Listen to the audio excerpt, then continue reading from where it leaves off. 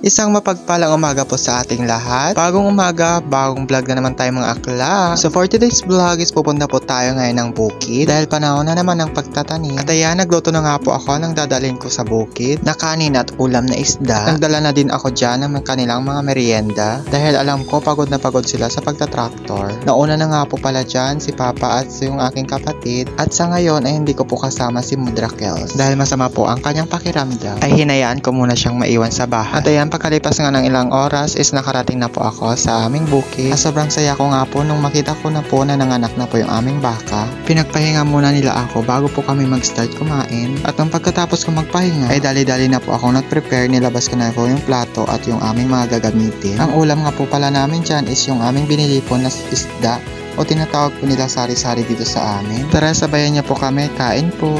Na late na nga po kami dyan na mag-lunch. Bale, mag-aalauna na po nang makarating po ako sa bukid. Dahil bago po ako magtungo sa bukid is nagluto muna ako ng aming babaunin. At nag-antay din ako ng mga ilang minuto ng mga nagtitinda ng isda. Pagkatapos ko nga din po makaluto, is inantay ko muna makapag-prepare yung aking kapatid. Dahil may pasok po siya, is walang maghahatid kundi ako na naman po.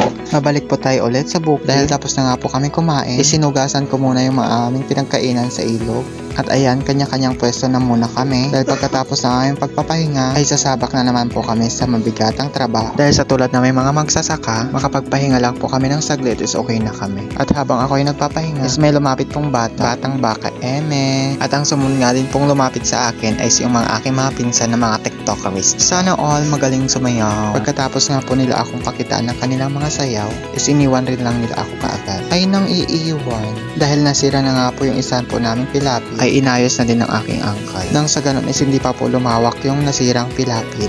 Dahil tumatakbo ang oras, is kailangan na din po namin mag-start ulit. Nang sa ganun is mas maaga po kaming matapos. Habang kami nga po ay nagtatrabaho, is may dumating po kayong bisita. Ang aking pamangkin na ang tanging labas lang po ng kanyang bungangi is wow. Papa. Nag-igib na nga din po ako ng aming babaonin na tubig. Paalala lang po, hindi po sa mismong ilog, kundi sa aming pong hinuhukay na lupa na tinatawag dito sa aming obog o bukal na tubig. Tinawag ko na nga din po dyan pala si Papa. Nang sa ganun po is alam ko po kung saan po ako tutungo at para may makasama po ako magpunot po ng puno. Ang kinakailangan nga po pala namin dyan is nasa 180 pieces po na tali. Nang sa ganun po is matamnan po namin ng buo ang aming palayan. Isa po ito sa isang proseso po na napakahaba bago po tayo magkaroon po ng napakasarap po na pagkain. At para naman po makabuo po tayo ng isang tali, kailangan po tayo makabuo po ng 3 bilog na kayang-kaya pong hawakan po ng ating kamay at tanggalan po ito ng mga lupa sa pamamagitan ng paghampas sa ating hita or sa ating mga kahoy na dala. Nang matapos nga po kayo magbunot, ay kailangan po namin itong bitbitin papunta po sa aming bukid.